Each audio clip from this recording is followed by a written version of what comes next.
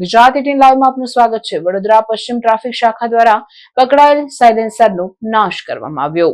આજે બપોરે કલાક 3 વાગે પશ્ચિમ ટ્રાફિક ઓફિસ ખાતે 108 મોડિફાઈડ સાયલેન્સરનો નાશ કરવામાં આવ્યો, જેમાં ટ્રાફિક શાખાના અધિકારીઓ તથા મદદનીશ પોલીસ કમિશનર ડીએમ વ્યાસની ઉપસ્થિતિમાં 108 જેટલા સાયલેન્સર જે વધુ અવાજ કરતા હોવાથી ટ્રાફિક શાખા દ્વારા પકડવામાં આવ્યા હતા, જેનો નાશ કરવામાં આવ્યો હતો।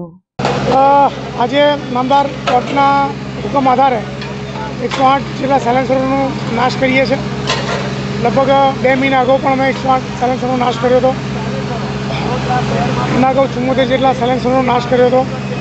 આ ધ્વનિ પ્રદૂષણ કરતાં જે મોડિફાઈડ સાયલેન્સર છે એના કારણે ભણતા વિદ્યાર્થીઓ, સિનિયર સિટીઝન્સ અને દવાખાનાના જે દર્દીઓ છે એ લોકોને ઘણી તકલીફ પડતી હોય છે।